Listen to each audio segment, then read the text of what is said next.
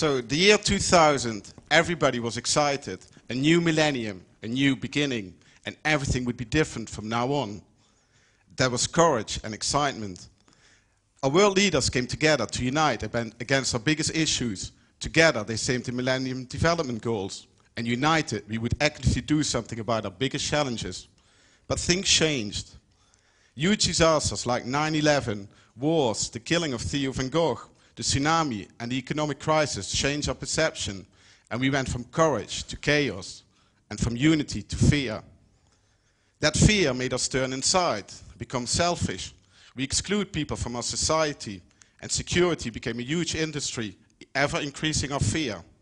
But we allow for others to starve or die, even when we know what to do about it.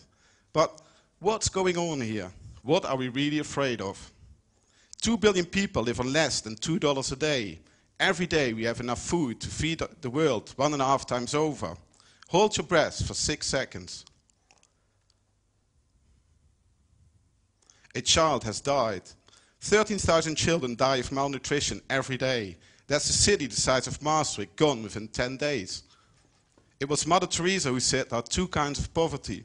The first one is physical poverty, not having food or shelter, which can always be solved. The other one is poverty of the heart. And that's the one for which many of people suffer in the Western world. And that's the worst one. It means that we're not connected with each other. Mother Teresa rightly calls it poverty of the heart. What would happen when we all truly connect? Would we see the needs of the people around us and realize we're all equal? Would we create a world where we all have the same opportunities? Could we be united against the challenges we face? We have achieved great things. We've put people on the moon, seen the end of apartheid, the Berlin Wall.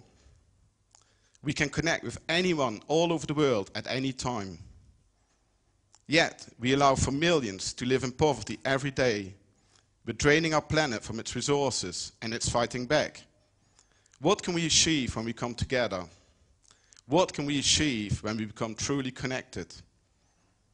Imagine that when you wake up tomorrow morning and everything you own is worth nothing. Your bank account, credit card, shares, nothing. You can't even get into your house. You have nothing.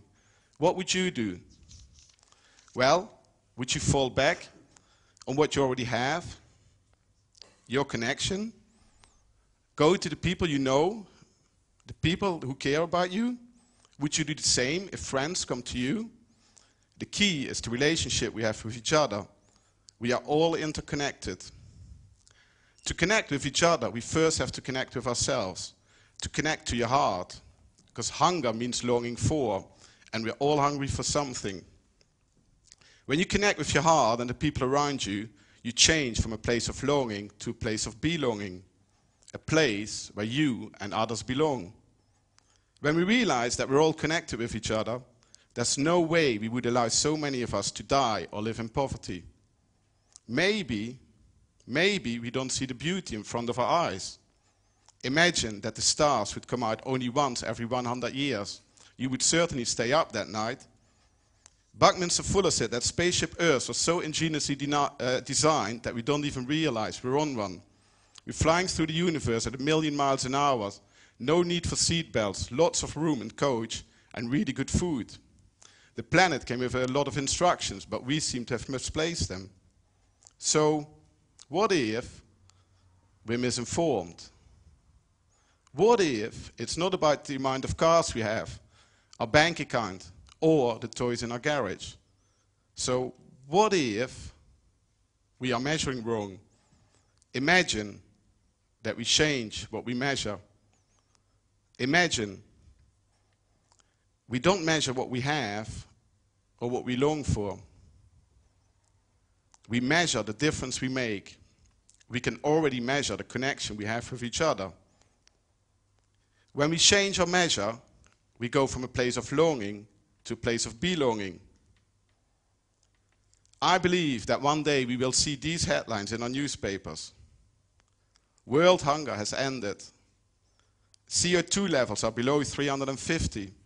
Last year, no animal species was extinct. Bluefin tuna population back on 1950s level. Average temperature went down by 0.5 degree last year, and the list goes on. Imagine that every month you receive a statement, not what you owe, a statement which shows how you are interconnected, how you give back. We measure the good we do, the change we create. Would that not change our mindset, wanting us to do ever more? We are way behind on the Millennium Development Goals. Governments are not going to change the world. Entrepreneurs will. Entrepreneurs who add something new to the mix. Purpose, the reason why you do what you do.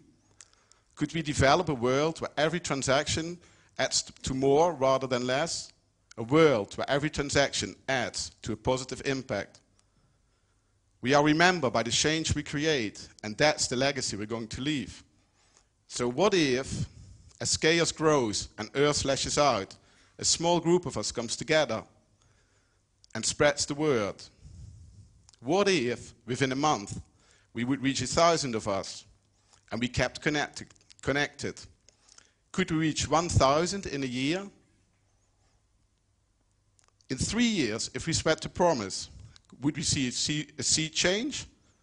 Again, a world of courage and excitement. A world when we all united and no one goes to bed hungry. So, what is your purpose? Why are you here? This life is not for the getting, it's a life for the giving. Thank you. Thank you.